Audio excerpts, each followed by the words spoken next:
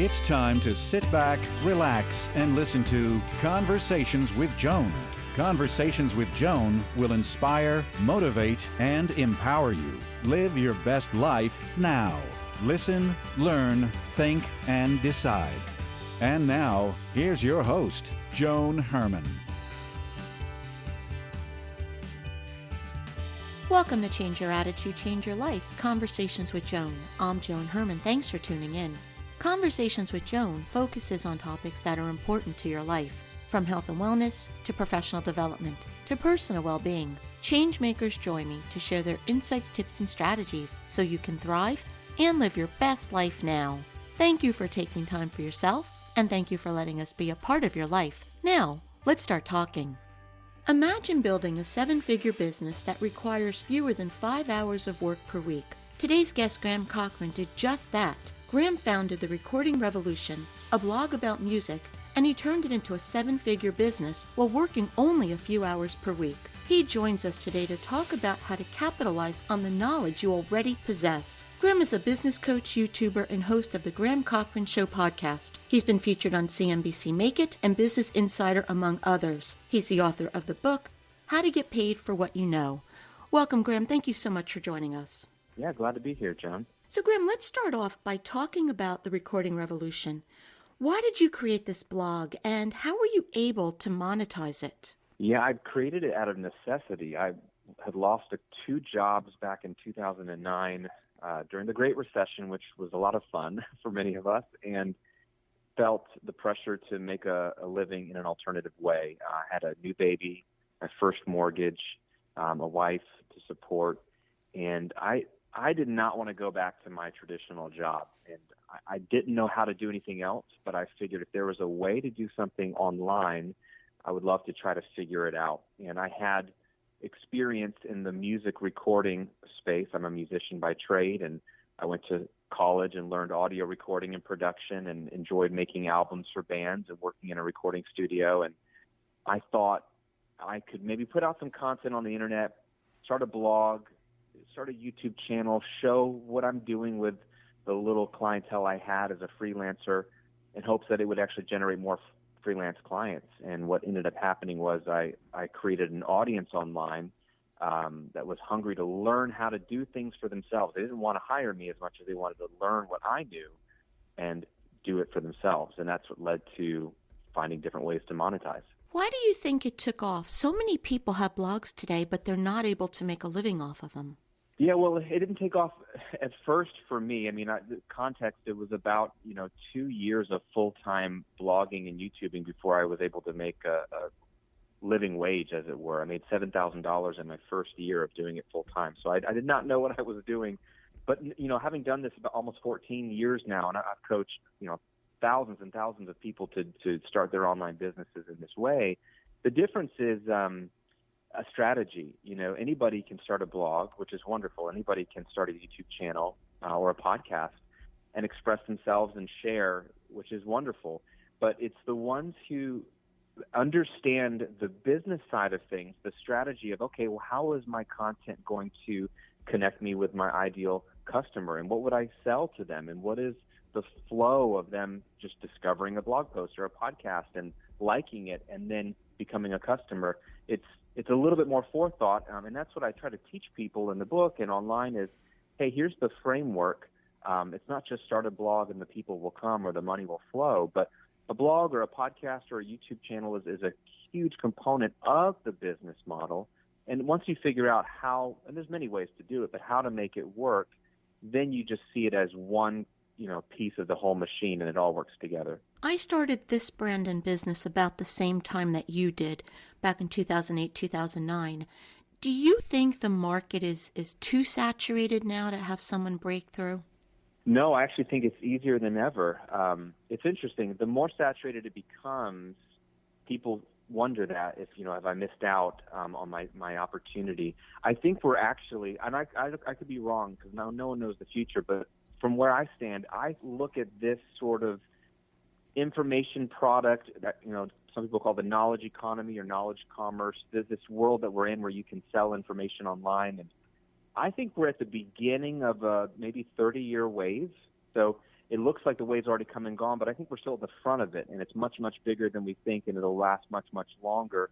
And what I've found is the more saturated a market becomes, the more content that's out there, the more overwhelmed people are looking for good answers. And so where there's overwhelm, there's opportunity. If you can really clarify things and you can create just such a simple A to Z process for people, they're going to appreciate that. And also, everybody's different.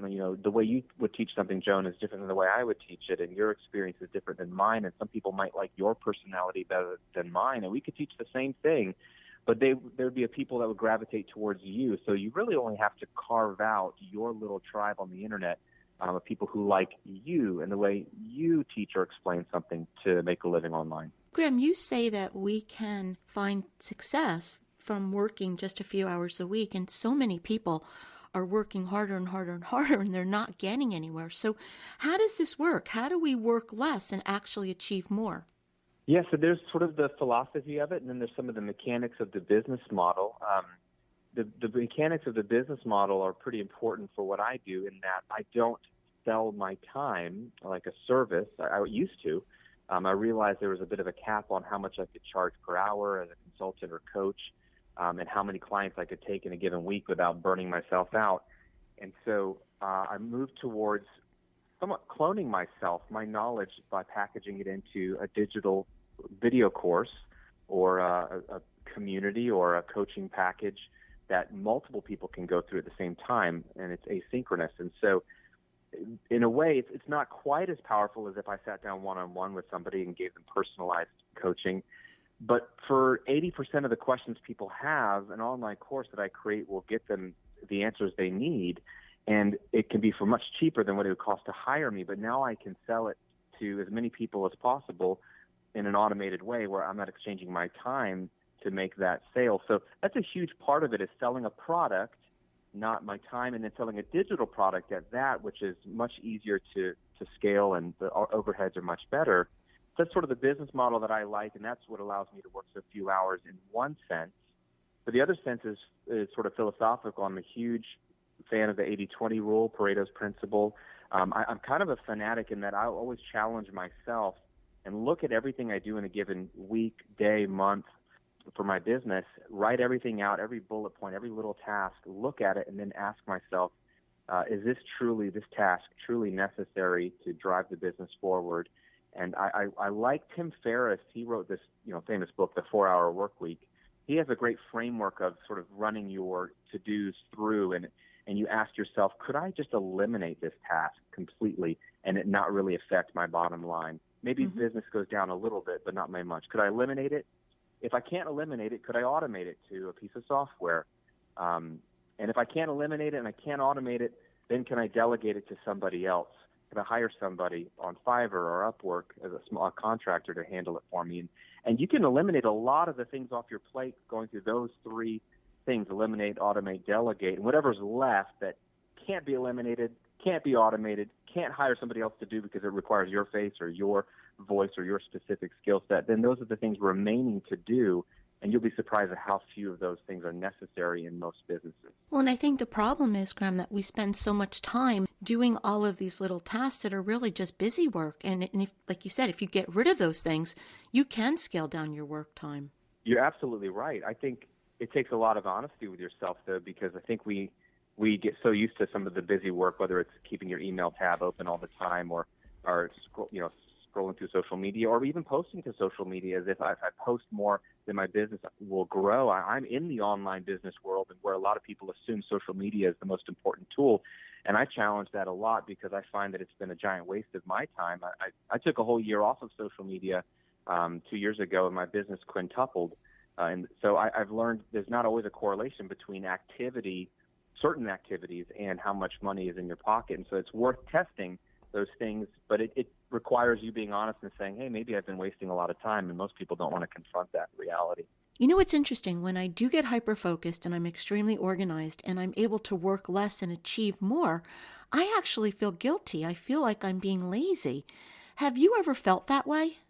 I love this question, because I think this is a real problem and a real byproduct of our culture right in America, right? We really value hard work, which is a good thing, but it's gotten a little out of hand in that we either demonize people who are just, I mean, you imagine if you saw a guy just sitting in a chair in his front yard all day, you'd assume he's lazy or a bum or has no job. But what if he's gotten all his work done and his business is relatively automated and he's just enjoying sitting in a chair, enjoying the beautiful day?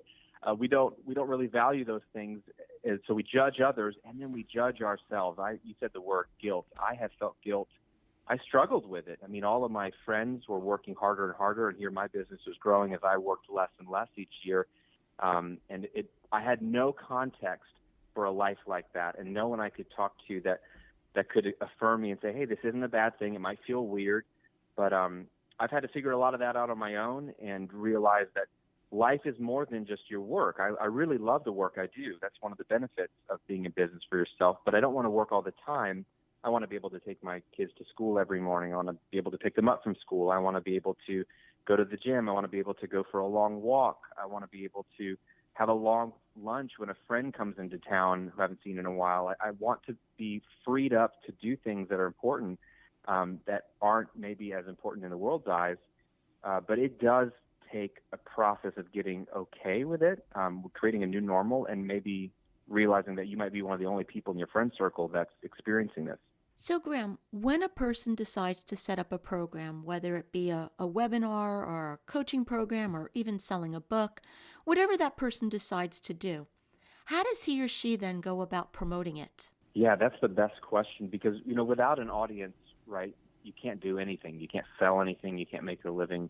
But if you have an audience of people, then you can sell anything, do anything. It could be a book. It could be a live event. It could be a training. And so the audience is the most important thing. And so what I spend my time doing, the one thing that I don't outsource because I can't, is my weekly content. And so I show up and deliver at least one piece of valuable content that goes out to the world for free every week. So for me these days, it looks like a video podcast. So it goes on YouTube. It goes on, Apple Podcasts and Spotify. And I might be interviewing a guest, or I might be doing a monologue episode where I'm teaching a concept. And I'm creating content in a world that people are looking for that content. So the great thing about, let's say, YouTube is that it's a search engine. If I put a video out on YouTube all about how to, figure out your profitable business idea in the next 30 days, that's something people are typing into YouTube, how to figure out if my business idea is going to be profitable, or what should my business idea be, or how to start an online business, or they're searching for content. It's an interesting platform. So if you create content that answers the questions they're typing in or addresses the issues and concerns and fears they have, then your content can show up through the search results, and then people can engage with it, see if they like you. And from there, you can have a system that invites them into more of a relationship with you, and that's where you have an opportunity to sell later. But it starts with giving so much value first, creating stuff that's so good, that's free, that's shareable, that's discoverable in a search engine that people say, who is this guy? Or who is this gal Joan? This stuff is great. I want to know what else she has. And then it begins a relationship. So I'm committed to weekly YouTube content and the podcast because that's really what builds the audience over time. It's not fast, but it does work consistently over time. What I love about your story, Graham, is that when you started it, the way you explained it is that you started it out of necessity. And that's what happened to me. My life basically fell apart, and I needed to figure out what I was going to do. My marriage ended. I lost my family. They passed away. And so you think to yourself, what will my next move be? And I think what stops a lot of people is they say to themselves, well, I don't have an education in that area. I don't have the skills that I need. But like you said, you learn them. I learn them. And I think that can give people a lot of hope. You said it. I mean, your story sounds very painful. And I think we all have had those moments, whether big or small, where we have to do something different. We have to make a different choice. And there's so much fear. I mean, I was so afraid when I started my business. It wasn't like I had a map of even how the business model worked. I was telling somebody yesterday on a podcast, it's not like I was the entrepreneur looking up the mountain. I'm at the base of a mountain. I'm looking up and I'm saying, wow, that looks really hard, but I have a guide who's going to take me up the mountain, or someone who's been there before, and now I know the way. I didn't even know the way. I didn't know what I was doing. And so I had a lot of fear, and a lot of people are afraid to start something new. and I didn't know the skills like you said. And I think that's what's so great about this day and age is it's a much more forgiving period of history where, you can get on YouTube and find people like me teaching you the skills you need to know. And if you need to know how to shoot video on your iPhone to look professional, there's YouTube channels that'll teach you that. If you need to know how to write a sales page, there's YouTube channels that'll teach you that. Anything you need to learn, you can learn for free on good old YouTube University. And I'm sure it's a lot of my clients and students that are teaching you that stuff, which is great. But then the great thing is it's such a forgiving period of time to create a business because no one's really looking for an expert that's very glossy, the sort of guru. They're really looking for another person who's real, who's authentic, who's experienced a little bit more life in that area or topic than you have, and they're sharing what they've learned.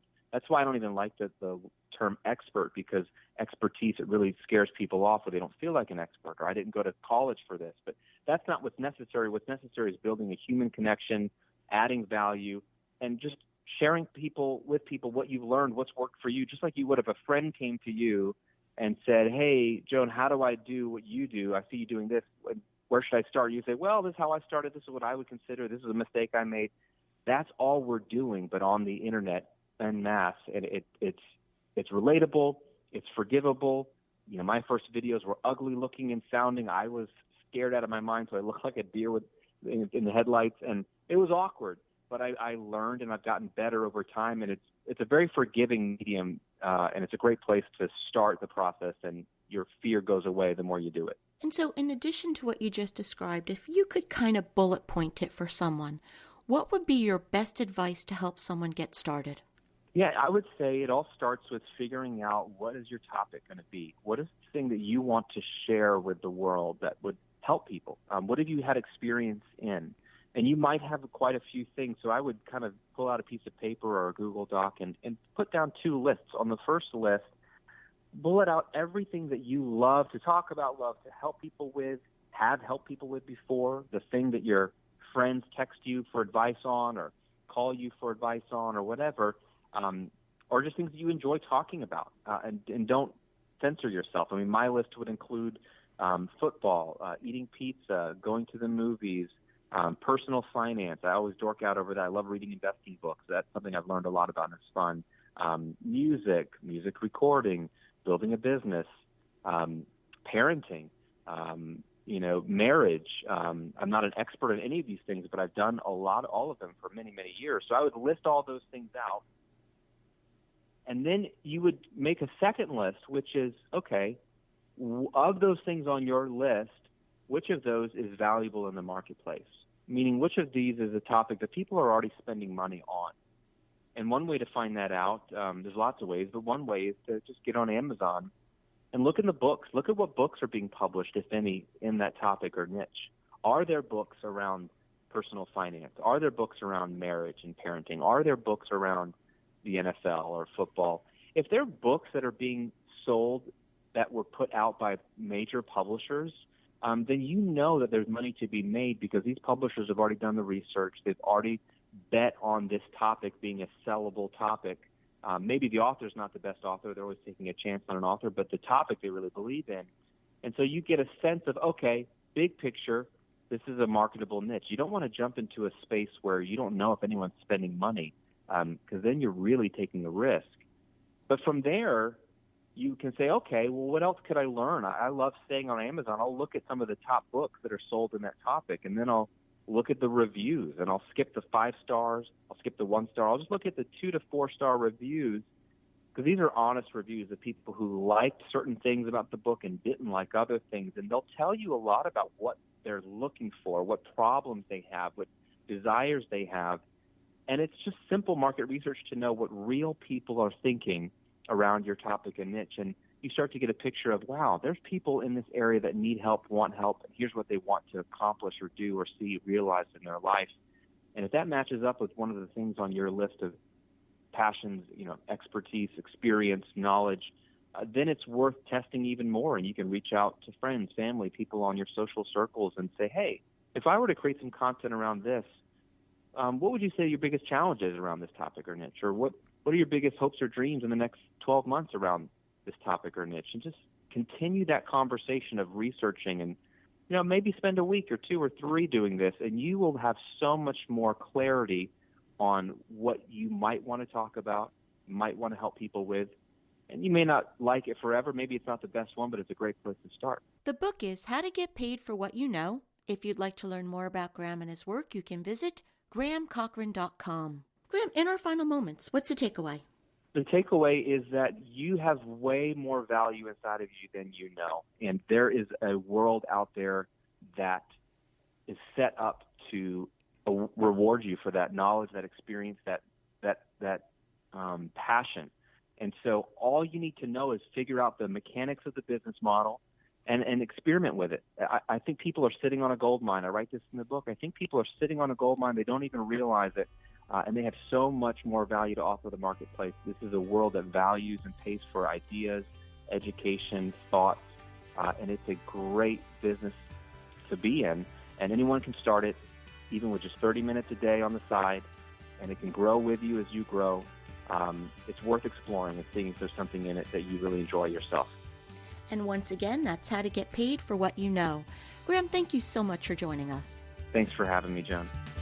Thank you for joining us. I hope you found the show informative. At Change Your Attitude, Change Your Life, we believe that knowledge is power. Take what you've learned, apply it, and live your best life now. Remember that the information provided is the opinion of our guest and should never replace the advice of a professional who knows your personal situation. If you'd like more information, visit our website, cyacyl.com. That stands for Change Your Attitude, Change Your Life. While on our site, listen to past shows on demand, read the digital magazine, sign up for our mailing list, and be sure to follow the show on social media. Until next time, this is Joan Herman. Thanks for tuning in.